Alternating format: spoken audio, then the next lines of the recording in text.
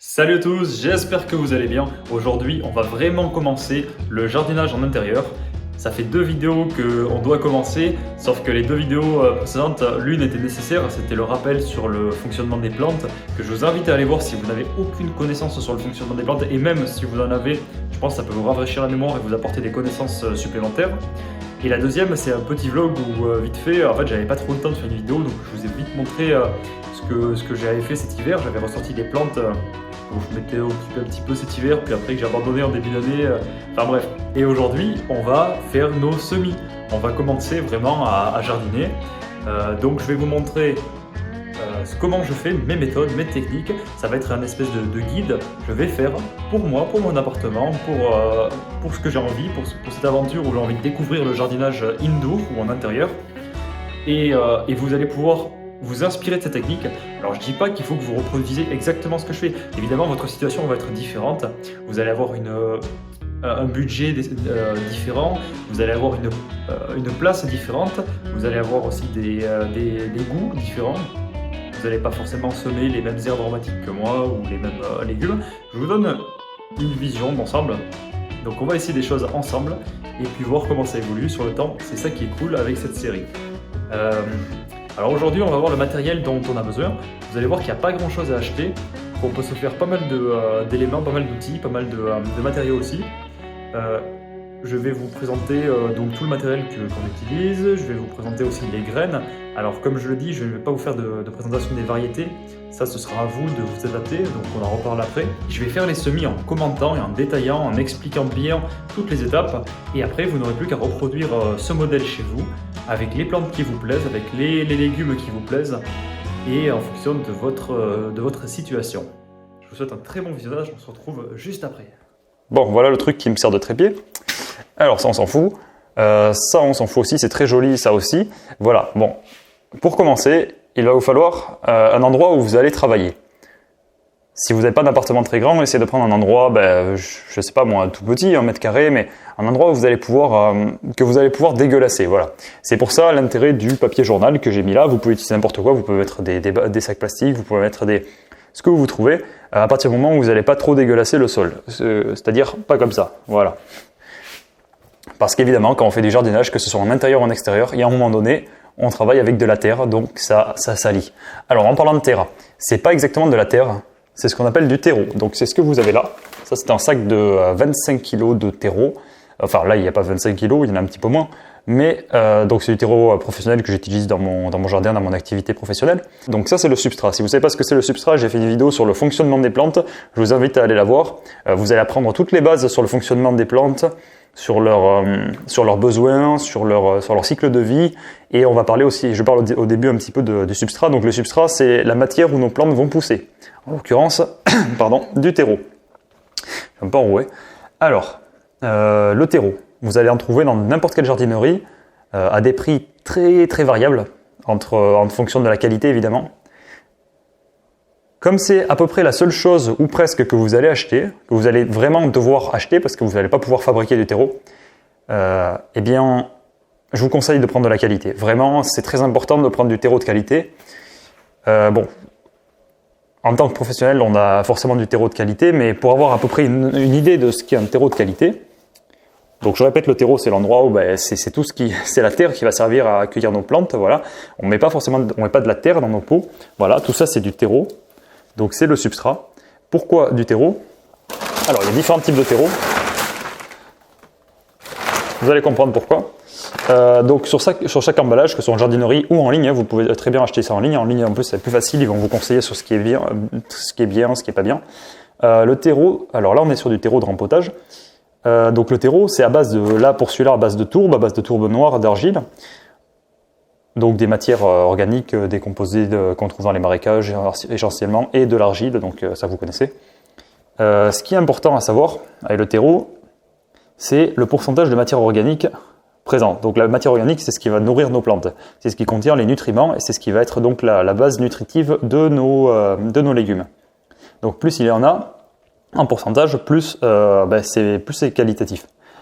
Je sais pas si ça se dit, enfin bref, plus c'est mieux, de mieux en mieux.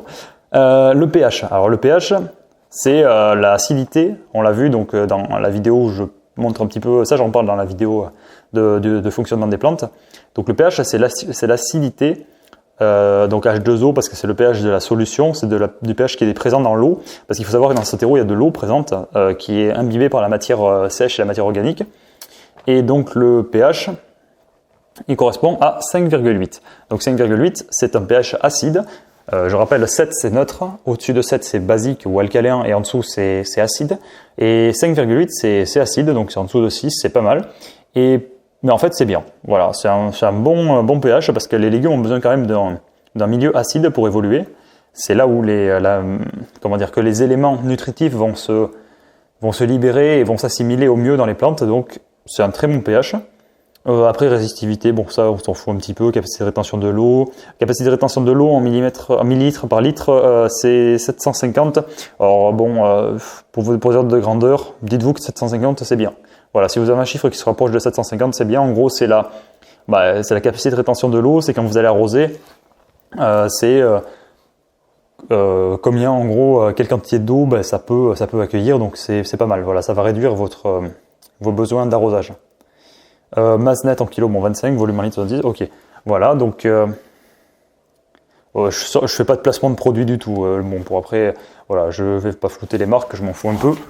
De toute façon, ça c'est des marques professionnelles, donc vous en foutez un petit peu. En jardinerie, vous allez chercher du terreau qui a à peu près cette composition. Un terreau de qualité, en gros, visuellement, c'est un terreau qui est... Hop, désolé, ça va être un peu épileptique à l'image. Voilà. Donc un terreau de qualité, j'ai pas envie d'en foutre partout. C'est déjà fait. C'est un terreau qui a cette couleur, qui est noir, vraiment noir et qui est assez, vous allez voir, hop, qui est vraiment assez presque comme de la poudre. Voilà. Je suis pas encore un pro de la caméra. Voilà, ça c'est un terreau de qualité. Et ça c'est des herbes. Bon, une fois que vous êtes procuré le terreau, vraiment pour les prix, ça peut varier énormément, donc là vous allez voir. Et essayez d'investir dans la qualité en fonction de votre budget, évidemment. Je ne vous dis pas si vous n'avez pas envie d'investir. Voilà, vous faites en fonction de votre budget. Donc une fois que vous aurez dégueulassé tout votre appartement, comme je viens de le faire, et que donc je déconne que vous aurez mis votre protection, qu'est-ce qu'il vous faut comme matériel? Eh bien, il va vous falloir, déjà de préférence un récipient pour accueillir le terreau. Alors, c'est pas obligatoire, et vous pouvez directement prélever dans le sac, mais vous allez en foutre partout. Sinon, qu'est-ce qui est obligatoire? Eh bien, qu'est-ce qui est obligatoire? Ce sont des pots. Alors oui, c'est mignon, j'ai pris des pots de toutes les couleurs. C'est pour me repérer en fait, sinon vous n'êtes pas obligé. Vous allez prendre les pots que vous allez trouver. Bon, alors ça coûte que dalle, hein, des pots en plastique comme ça. Cette taille, c'est vachement bien pour les semis, donc vous allez en trouver en ligne ou en jardinerie, pareil. Et après, bon, vous n'êtes pas obligé de les acheter de suite, mais vous allez avoir besoin de pots plus grands.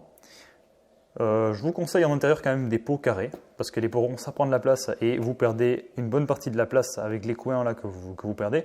Donc c'est quand même préférable des pots carrés. Bon, moi je fais pas du tout, faites ce que je dis, faites pas ce que je fais. Non, en fait c'est juste que j'ai récupéré ça, je vous expliquerai après. Voilà, donc les pots, alors les pots vous n'êtes même pas obligé de les acheter en fait, ça coûte pas grand chose, mais vous allez pouvoir vous les faire, notamment avec des pots de yaourt. Alors la vidéo vient de couper, super. Fallait que je fasse de la place sur mon téléphone. Bref, les pots, vous allez pouvoir vous les faire avec des pots de yaourt ou des bouteilles que vous allez couper, tout simplement. Ou autre chose, enfin peu importe, du moment que vous avez des choses d'à peu près de cette taille. Voilà. Donc ça, vous n'êtes pas obligé de faire les trous pour le drainage au fond, c'est vraiment pas nécessaire pour les semis. Mais bon, si vous voulez les faire, faites-les, ça va permettre peut-être de mieux aérer le truc. Oui, et donc l'autre chose que vous allez devoir acheter, maintenant que vous avez tout ça, je ne sais pas si je vous ai parlé des soucoupes. Donc les soucoupes, c'est tout simplement ce qui va permettre de récupérer l'eau. Ça, vous allez pouvoir les acheter aussi, vous allez pouvoir vous les récupérer. Comme là, j'ai une grande, alors ça c'est pour mettre toutes les plantes qu'on va voir tout à l'heure. Ça, ce sont des soucoupes à jardinière que j'ai dehors. Et ça, c'est un bac en polystyrène que j'ai récupéré. Alors vous faites ce que vous voulez, vous vous démerdez. C'est juste que si vous ne mettez pas ça dessous, eh bien, vous avez vu les trous, l'eau va passer à travers quand vous allez arroser, tout simplement. Donc vous allez en foutre partout. Je vous conseille quand même de prendre ça. Ça peut se trouver vraiment pas cher en combinaison. Enfin, vous allez trouver des kits entre les pots et ça, c'est vraiment pas cher en ligne, bon, même en jardinerie. Et essayez de vous trouver aussi des récipients comme ça, et peut-être un peu haut en bordure. J'ai pris ce que j'ai trouvé. C'est de l'improvisation totale. Bien, maintenant que vous avez tout ça, que vous avez votre terreau, je rappelle, votre substrat, que vous avez vos pots, Faites-en, vous verrez autant que vous voulez faire de choses. Et que vous avez aussi des grands pots pour tout ça plus tard, mais là vous n'êtes pas obligé de les acheter tout de suite si vous voulez répartir vos dépenses. Ça vous verrez plus tard. Et bien il va vous falloir les graines. Alors qu'est-ce qu'on a là? Voilà ce qu'on va semer. Nous avons de la ciboulette, de la variété très fine danoise. Donc ça vous pouvez le trouver en ligne. Alors c'est les variétés que j'utilise. Vous achetez ce que vous voulez évidemment. Je ne vais pas vous vanter une variété ou l'autre. Pour la bonne raison que moi j'utilise essentiellement toujours les mêmes variétés, on change assez peu de variétés dans notre métier. Enfin, on essaye différentes variétés, mais en général on a des variétés qui sont très très bien déjà. Donc voilà, si vous voulez essayer d'autres variétés, libre à vous. C'est ça qui est marrant aussi, c'est que vous ne faites pas exactement ce que je vous dis, mais vous essayez des choses. Et en plus, vous pourrez me donner vos retours sur les variétés que je vous ai utilisées. Ça m'intéresse vraiment. Si vous utilisez d'autres variétés, que vous achetez différentes variétés qui vous font plaisir, vous regardez sur des variétés de légumes, vous imaginez pas combien il y en a, c'est un truc de malade. Donc là, vous avez des infinités de possibilités, de choix. Vous achetez ce que vous voulez, que ce soit même en ciboulette, peut-être qu'en ciboulette, il n'y en a pas 30 000, mais l'exemple flagrant, c'est le radis. Alors ça, c'est le radis. J'ai mis dans un tube comme ça, c'est pour avoir quelques graines. Ça, vous allez trouver des variétés, mais une infinité. Alors celui-là, c'est du Pernot clair, franchement très très bien. P-E-R-N-O-T espace clair. Alors ensuite on a la coriandre. Oui, la coriandre, voilà. Non, je dis n'importe quoi. Ça c'est du... Qu'est-ce que c'est déjà que j'ai pris là? C'est le persil, je suis débile. Alors le persil. Persil, il existe pas tant de variétés que ça. Il y a vraiment 3 variétés principales. Il y a le persil plat, le persil géant d'Italie et le persil frisé. Je vous conseille vraiment le persil plat commun, voilà, c'est ça le nom. Qui a beaucoup de goût, qui est très bon, qui produit beaucoup. Le persil géant qui est pas mal aussi, mais je connais un peu moins. Et le persil frisé, c'est pas top. Enfin, ça c'est vous qui voyez. Franchement, testez. Je vous dis pas ce qu'il faut acheter ni quoi que ce soit. Je vous ferai peut-être des vidéos sur des tests de variétés différentes. On verra si ça vous intéresse. Ça c'est de la salade. Alors. Ça va être un test, une expérience, c'est de la salade qui a plusieurs années et je n'ai aucune idée de si elle est bonne encore ou pas, si les graines sont bonnes, parce qu'il faut savoir que les graines de légumes, ça dépend de la plante, mais certaines vont se conserver longtemps, d'autres vont se conserver assez peu de temps. Donc on va voir si ça fonctionne, on va en semer quelques-unes et on verra dans une semaine si elles sont sorties. C'est une salade de Batavia rouge, il me semble, donc de couleur rouge, c'est excellent, j'aime bien. C'est des graines que je récupère. Voilà, j'en ai foutu partout. C'est des graines de coriandre. Alors la coriandre, certains vont aimer, d'autres vont pas aimer. Vous faites ce que vous voulez. Ça peut être franchement bien en accompagnement de plat. Oui, parce qu'aussi, moi je vous dis, faites des légumes, faites des trucs comme ça, c'est super cool. Faites des herbes aromatiques. Encore faut-il savoir s'en servir en cuisine. Je vais pas vous faire des vidéos de cuisine pour l'instant. Par contre, je vais vous dire un truc, c'est que le persil, il faut absolument en avoir chez vous. Même si vous n'aimez pas de jardinage ou quoi que ce soit, c'est génial. Le persil, vous en remettez partout, c'est super bon, ça passe partout. Alors, à part si vous aimez vraiment pas le goût, mais franchement, le persil, c'est bon, mais pas que. On est en train de redécouvrir ses vertus médicinales. Autrefois, c'était vraiment une plante incroyable. On s'en servait pour soigner plein de choses. C'est une plante qui a énormément de qualités, que ce soit nutritive ou médicinale, ou je ne sais pas si on dit médicale ou médicinale.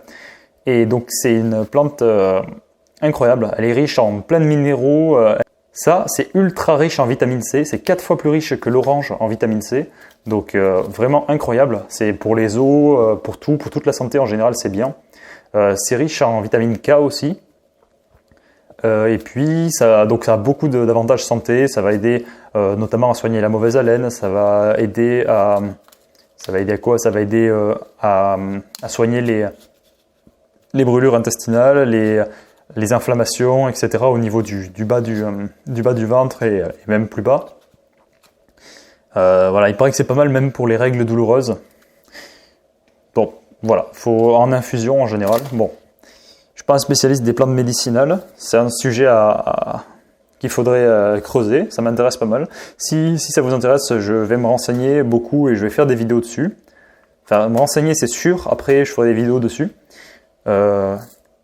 Donc radis, on a dit, salade, et je vais vous montrer un petit peu de roquette. La roquette, c'est facile à faire pousser. Donc tout ça, il faut savoir que c'est assez facile à faire pousser. Donc de la roquette, roquette sauvage, où vous avez plusieurs types de roquettes là aussi. Roquette sauvage, c'est pas mal en été. Donc tout ça, ça va arriver assez vite, vous allez l'avoir en été. Donc on va le semer, d'ici une semaine, tout devrait être sorti, sauf le persil. Le persil, c'est assez long à sortir une fois que vous allez le semer, ça il faut le savoir. Vous pouvez aussi faire du basilic. Bon, là je vous en fais pas, parce que j'en ai déjà planté, et donc si vous voulez semer du basilic, c'est exactement le même procédé, vous achetez vos graines de basilic, et après ça va sortir pareil, et vous allez vous le faire. Donc basilic, voilà, je vais vous planter ça. Là il n'est pas planté, il est juste posé. Pour ce qui est des quantités de graines, eh bien, vous allez voir, hein, il faut vraiment pas grand chose. Les sachets, vous allez voir, c'est tout petit, mais quand on vous dit 5 grammes de graines, eh bien, vous pouvez savoir qu'il y a beaucoup de graines dedans, déjà. Alors ça, qu'est-ce que c'est? C'est un bonsaï. Non, je rigole, ça ressemble à un bonsaï, mais c'est un piment fort de Cayenne. Alors c'est un piment qui arrache sa mère, clairement. Et vous pouvez voir que ici il a été taillé à ce niveau-là et qu'il a fait une petite branche là et qu'il a repoussé. Alors c'est un survivor celui-là. Il a traversé tout l'hiver, ce qui n'est pas courant pour les piments normalement. J'ai voulu faire une expérience, donc il a poussé cet été, enfin l'été dernier pardon, et donc il était, il faut imaginer assez grand, plus d'1,50 m, et donc il a donné des piments qui arrachent. Et j'ai voulu le laisser survivre en hiver et il a eu un peu de mal. Et en fait, il est en partie mort et je l'ai taillé à ce niveau-là, et ce qui a permis à ça de survivre. Je m'en suis un petit peu occupé et du coup, ça nous a fait un mini piment fort de Cayenne, et donc du coup, on a des mini piments. Mais je pense qu'ils sont mini, j'ai pas goûté, mais je pense qu'ils arrachent aussi un petit peu la gueule. Voilà. Ça sera pour que je mette en intérieur, ça va être sympa. Et là, on a donc je vous ai montré tout à l'heure du basilic que j'ai sorti de motte, que j'ai pas pu planter dans mon jardin, donc on va s'en servir ici. Donc ça c'est du basilic que vous avez à peu près 2-3 semaines après l'avoir, dans 3 semaines après l'avoir semé quoi à peu près. 2 semaines et demie, 3 semaines, donc ça arrive assez vite. Et franchement là vous n'avez pas l'odeur, mais putain ça sent trop bon. Donc c'est parti, on va voir tout ça. Je ne vous ai pas parlé de ça dans les achats, mais c'est vrai que vous pouvez, si vraiment vous avez envie de mettre le budget, et si vous avez pu économiser sur les pots et sur le reste, qu'est-ce que c'est? C'est une mini-serre, ça va coûter une dizaine d'euros, 14 euros peut-être, un petit peu moins, enfin c'est pas donné pour ce que c'est du plastique. C'est une mini-serre, alors c'est vraiment pas obligatoire, hein. Franchement en intérieur vous allez pouvoir, s'il fait assez chaud chez vous, une vingtaine de degrés, s'il fait 22 chez vous, vous allez pouvoir mettre vos semis tranquillement dedans, il n'y a pas de souci. C'est une mini-serre qui va augmenter en fait la chaleur tout simplement à l'intérieur pour les semis, qui va leur permettre de pousser un peu plus vite, vraiment un poil plus vite, et voilà, qu'ils n'aient pas trop de problèmes de température. Donc c'est juste un couvercle en plastique, et bon, il est dégueulasse parce qu'il a servi pas mal, j'avais pas envie de le laver, j'avais la flemme. Donc là on a juste notre récipient, notre soucoupe. Qu'est-ce qu'on va faire? Donc là, ça c'est le récipient qui va permettre de mettre le terreau dedans pour pouvoir l'utiliser plus facilement. Vous voyez que c'est un pot à fleurs à la base, donc il y a des trous au fond. Alors, vous allez pouvoir faire un truc, c'est que si vous voulez pas foutre du terreau partout, moi je vais y mettre ça. Hop, tenir le téléphone et travailler en même temps, facile. Hop. C'est juste pour pas que le terreau passe partout et qu'il aille dans... Il y en a déjà assez par terre. Voilà. Bon, ça ira. Et là, vous allez prendre votre sac de terreau. Évidemment, vous le ferez à deux mains, ce sera plus facile.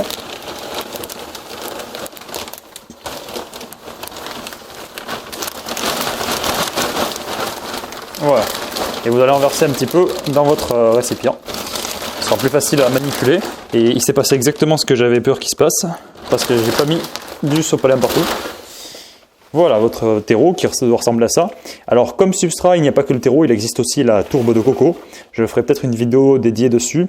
La tourbe de coco, c'est des fibres, c'est tout simplement les fibres de coco que vous avez autour des noix de coco quand vous les achetez là. Et qui servent en fait à faire du substrat, servent à faire un terreau comme ça. Alors ça ressemble pas à ça, c'est plus fibreux, mais ça a d'autres qualités. Donc c'est quelque chose que j'ai jamais essayé, que j'aimerais bien essayer, donc j'en ferai des vidéos. Comme je vous l'ai dit, vous avez déjà normalement une petite idée de ce que vous voulez semer, des graines que vous voulez semer et de la place que vous avez en intérieur. Donc je vais prendre mes pots, Voilà, je vais commencer par mes pots verts. Je ne sais pas encore trop ce que je vais y faire, on va voir ça. Vous allez les remplir de terreau. Vous allez les tasser légèrement, voilà, pas besoin d'appuyer comme des bourrins, mais juste tranquillement. Voilà, pour que ça ressemble un petit peu à ça. Et ça, je l'ai déjà expliqué dans ma vidéo pour semer les tomates et tout, mais je vous le redis maintenant parce que de toute façon, vous n'allez pas forcément aller voir. Donc, vous allez faire vos pots comme ça. Vous faites ça pour les... voilà, je vais en faire 3 pour les verts. Hop. Franchement, il faudrait vraiment que j'ai un caméraman, quoi. Ou alors au moins juste je sais pas, une GoPro ou un truc comme ça, ce serait cool. Parce que là, c'est vraiment pas pratique. Voir le monde à travers son téléphone, c'est un concept. Voilà, donc là j'ai mes 3 pots de terreau qui sont bien. Vous voyez, c'est pas ultra tassé, mais enfin, c'est correct. On va commencer par ce qu'on va faire là. Parce que j'ai d'autres plans pour certaines graines. On va commencer par de la ciboulette. Allez, hop. Vous le sentez arriver la petite connerie là? Bon, j'ai fait un truc intelligent de ma journée, c'est que j'ai réussi à mettre mon téléphone sur mon trépied et à l'installer sur un support. Vous allez pouvoir, comme ça, je vais pouvoir manipuler les deux mains et vous allez pouvoir regarder en même temps. Ça, c'est cool. Oui, ça m'a demandé beaucoup de réflexion. Donc, on a notre ciboulette. Toujours pareil, je ne fais pas de placement de produit, je m'en fiche. Je ne suis pas payé par les marques pour faire ça, du moins pas encore. Alors, hop, je vous montre. Donc là, vous allez prendre quelques graines, il n'en faut pas des masses, vous voyez, elles sont très très petites ceux-là. Chaque point noir, donc c'est une graine, donc vraiment elles sont très très petites. Ciboulette, vous allez pouvoir en mettre, ouais franchement, vous pouvez mettre ça par pot au moins. Hop, et là vous allez tranquillement venir les disposer sur votre pot, voilà. Bon, vous allez noir sur noir, vous n'allez rien voir. Même moi, je les vois pas là. Hop. Voilà. Vous avez qu'à prendre ça et là vous séparez sur vos autres pots. Franchement, en fonction de votre place, vous en faites un ou deux, ça c'est vous qui voyez. Ou plus. Hein. Après, c'est si vous aimez la ciboulette ou pas. La ciboulette c'est très très bon pour accompagner pas mal de plats, que ce soit les entrées, que ce soit des plats chauds. Ça rajoute vraiment un goût raffiné et très fin. Essayez, vous verrez. Puis en plus, la ciboulette, si vous avez vu ma dernière vidéo, là, que j'ai fait un petit peu à l'arrache, il y a pas grand chose à faire. C'est vraiment très très simple. Pour le coup, ça pousse tout seul. Et c'est renouvelable à l'infini. C'est-à-dire que là, vous semez ces ciboulettes. Et je vais vous montrer tout à l'heure un pied qui est un petit peu avancé. Ça va pousser, vous allez le tailler. Ça va repousser, vous allez le tailler. Et ainsi de suite à l'infini. En fait, et ça passe même l'hiver. Alors en hiver, ça pousse pas très très vite. Quoique en appartement, on va voir que s'il fait chaud toute l'année, ça va pousser, ça va continuellement, tant qu'elles ont de l'eau, des nutriments et du soleil, ça va continuellement pousser non-stop. Hop. Voilà. Alors, qu'est-ce qu'on a fait? Là, on a nos graines qui sont déposées dessus. Bon, on va faire gaffe à ne pas renverser tout ça. On va faire un truc très simple, c'est qu'on va prendre un petit peu de terreau là.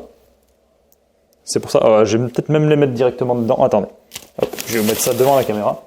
Et vous allez juste saupoudrer tranquillement, voilà, comme si on faisait de la cuisine. Saupoudrer votre pot pour couvrir les graines, tout simplement. Voilà. Parce que ceux-là sont un petit peu petites, vous n'allez pas les enfoncer une par une. Donc là, vous allez tranquillement les recouvrir de terreau, une fine couche. Pas besoin d'en mettre trop pour pas que ça déborde de ouf. Et vous allez faire pareil avec l'autre.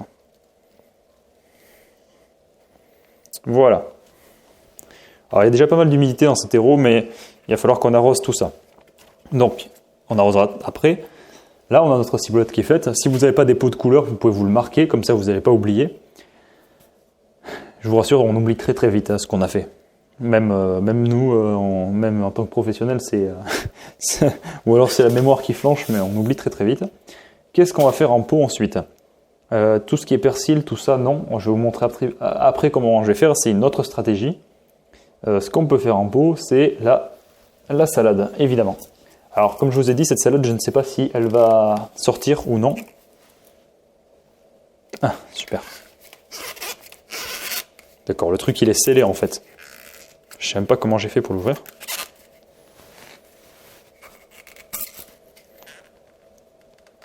Ok, putain, je me suis niqué le doigt. Voilà, donc ça c'est de la salade avec des graines enrobées. Donc les graines salade c'est très petit et très fin et en fait là elles ont été enrobées comment on appelle ça, d'une sorte de gaine en fait. Enfin c'est pas une gaine, un enrobage biodégradable tout simplement pour les préserver et les conserver plus longtemps. Alors les salades on va les faire dans des pots jaunes parce que j'en ai pas beaucoup. Enfin je sais pas si... Ce que je vais faire un truc, je vais faire une sorte de technique. Là, vous avez plusieurs solutions pour la salade. Bon, vous allez pouvoir le remplir. Parce que la salade, vous allez le semer et vous allez la repiquer après, en fait. Je m'explique. Vous allez semer vos salades, vos graines de salade, et quand elles auront atteint une certaine taille, vous allez pouvoir les replanter dans un plus grand pot pour que c'est plus de place. Nous, on va les replanter dans une jardinière, je pense. Et ça va leur donner plus de vigueur. Et pour ça, donc, vous avez deux techniques. Soit vous pouvez faire remplir un pot entièrement comme ça. Et vous allez carrément mettre une graine au milieu. Et je pense que vous n'aurez même pas besoin de la repiquer, si quand même, parce que les pots sont assez petits. Pas beaucoup de contenance. Bon, vous pouvez mettre une graine au milieu, ou alors vous allez pouvoir en mettre plusieurs. C'est ce que je vais faire, et les laisser pousser. Et après, il faudra les départager une par une. Donc, si vous en mettez qu'une, ce sera assez facile le repiquage puisque vous aurez tout le pot comblé de racines. Alors que si vous en mettez plusieurs, vous allez devoir les départager. Vous allez voir, c'est ce qu'on va faire. Hop, je vais en prendre plusieurs pourquoi j'en prends plusieurs? Parce que j'ai aucune idée de si elles vont sortir ou pas à cause de leur ancienneté. Et donc, si elles sortent toutes, tant mieux. Si il n'y a qu'une sur 10 qui sort, au moins, j'aurais pas fait tout ça pour rien. Alors que si j'en mets qu'une seule et que elle ne sort pas, je suis niqué. Voilà. Alors là, vous allez pouvoir les enfoncer un petit peu. C'est-à-dire que vous allez pouvoir appuyer dessus. Je vais peut-être même en mettre d'autres. Ça va peut-être faire un petit peu beaucoup si elles sortent toutes. Donc, ouais, non. On va laisser comme ça. Donc là, vous allez pouvoir les enfoncer un petit peu. Vous pouvez répartir. Hein. Sur le pot, il y a de la place. Ceux-là, il vaut mieux un petit peu les enfoncer. Ça vous allez gagner de la hauteur. Et là, pareil, vous allez pouvoir remettre un petit peu de terreau dessus, de saupoudrer de terreau. Voilà, donc ça c'est fait, les salades. Hop. Alors la variété, ça s'appelle Bocado. C'est une salade rouge, comme je vous ai dit. Alors je me tâte.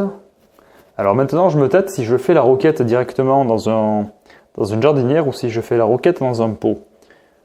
Honnêtement, là, j'ai plus rien d'autre à semer dans des pots. Mais donc, si vous avez du basilic ou autre, ça, vous faites-le dans un pot ou quoi que vous pouvez le faire aussi en jardinière directement. Ça, c'est une stratégie adoptée, de toute façon. Vous allez voir. Je pense que la roquette, je vais la faire dans des pots aussi. Je vais en prendre 3. Hop, allez, 3 pots rouges. Et on va faire de la roquette dedans. L'avantage de la roquette, c'est que ça pousse aussi très facilement, ça se récolte assez facilement. De même, vous la taillez et vous pouvez l'utiliser un peu partout. Donc la roquette, c'est très bon aussi. Alors il faut aimer le goût, évidemment, c'est un petit peu fort. Quoique celle-là est assez... Cette variété-là, la sauvage, elle est assez bonne, elle est assez douce. Mais elle a quand même du goût. Donc si vous aimez ça, dans vos salades ou en entrée, voilà, c'est franchement trop bon. Avec de l'huile d'olive, des tomates, enfin c'est vachement bon. Mais bon, vous pouvez faire autre chose si vous voulez. Vous n'êtes pas obligé. Et donc là, dans ces 3 pots rouges, hop, vous allez mettre quelques graines de... Ah oui, d'accord. De roquette.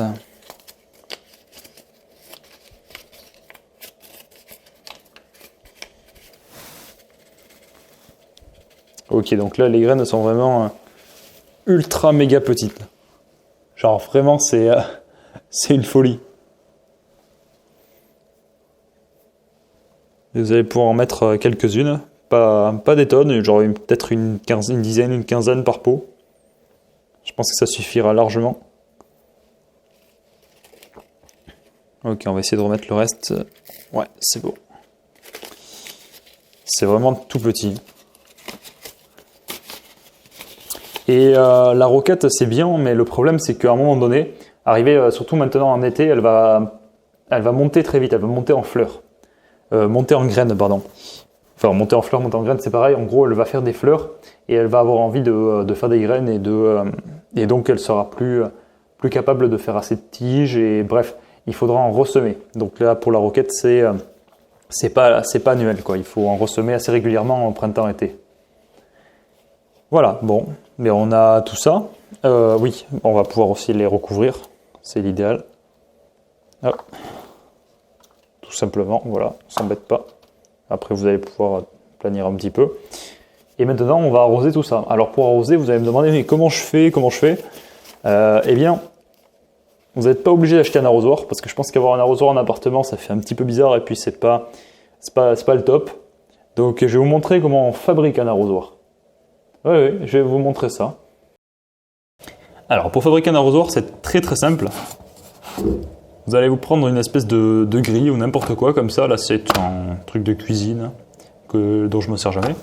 Enfin bref, vous allez essayer de trouver quelque chose dans ce genre-là sur lequel vous allez pouvoir poser un bouchon de bouteille.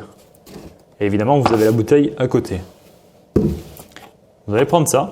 Alors, vous allez poser dans l'autre sens. Et vous allez vous procurer quelque chose de très pointu. Qu'est-ce qui est plus pointu qu'un compas? Compas, truc qui n'a jamais servi, ou peut-être une fois ou deux fois au lycée, donc j'ai récupéré ça. Bah, mine de rien, c'est très pointu, donc c'est parfait. Le problème avec un couteau, c'est qu'il y a des chances que vous allez faire plutôt des entailles en forme de trait, en forme de coupure, plutôt que vraiment des points. Donc si vous voyez un arrosoir, vous avez la pomme de l'arrosoir, et dedans il y a des trous perforés parfaitement circulaires. C'est ce qu'on veut essayer de reproduire. Et on va mettre absolument le bouchon dans ce sens, c'est-à-dire le haut vers le bas. Pourquoi? Parce que si vous faites l'inverse, c'est ce que j'ai essayé au début, vous allez courber le bouchon vers l'extérieur et vous allez faire le trou vers l'intérieur plutôt. Et donc, quand vous allez arroser, ça ne va pas marcher. Enfin, ça va faire un peu n'importe quoi. Il faut que vous le retourniez comme ça pour faire les trous vers l'extérieur. Comme ça va bomber comme les pommes d'arrosoir, oui, vers l'extérieur et l'eau va passer plus facilement. Donc là, vous allez faire, je vais essayer de rapprocher. Je ne suis pas un pro de la caméra. Et là, vous allez essayer de faire genre une vingtaine de trous, hop, avec votre objet pointu, que ce soit un compas ou autre chose. On va essayer de faire une vingtaine de trous par là. Alors pourquoi je vous ai dit de prendre quelque chose et des grilles, c'est pour pouvoir enfoncer à travers, quoi, tout simplement. Pas faire un trou dans votre table.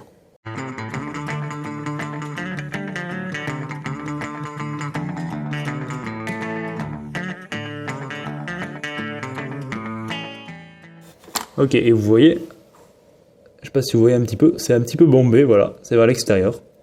Donc là, ça donne pas mal.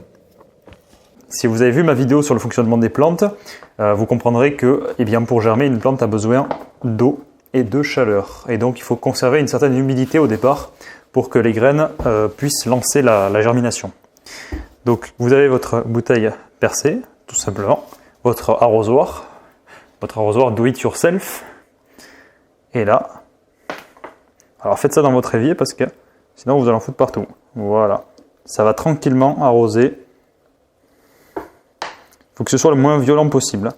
Bon là, il est peut-être pas parfait. Ouais, non, ça va en fait.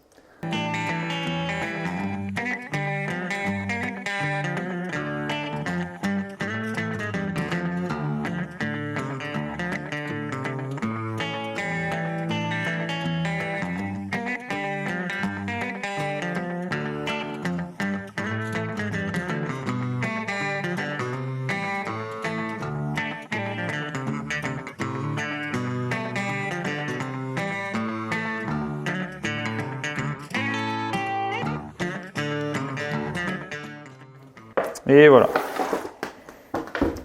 Bien, maintenant que vos semis sont arrosés, hop.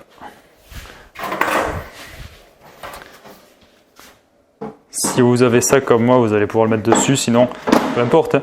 L'important c'est que vous les mettiez dans un bac pour pouvoir les transporter facilement.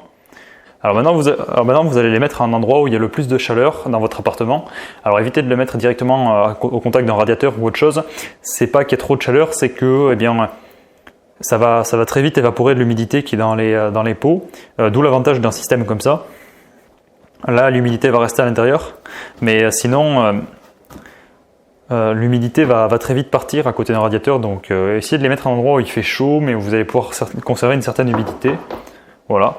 Alors, pas obligé de les mettre à la lumière au début, les semis n'ont pas besoin de lumière, vous pouvez très bien les laisser à l'ombre.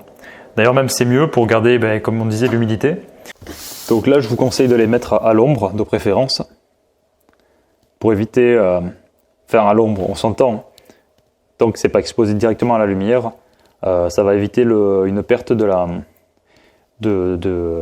l'humidité et donc ils vont germer un peu plus vite. Voilà.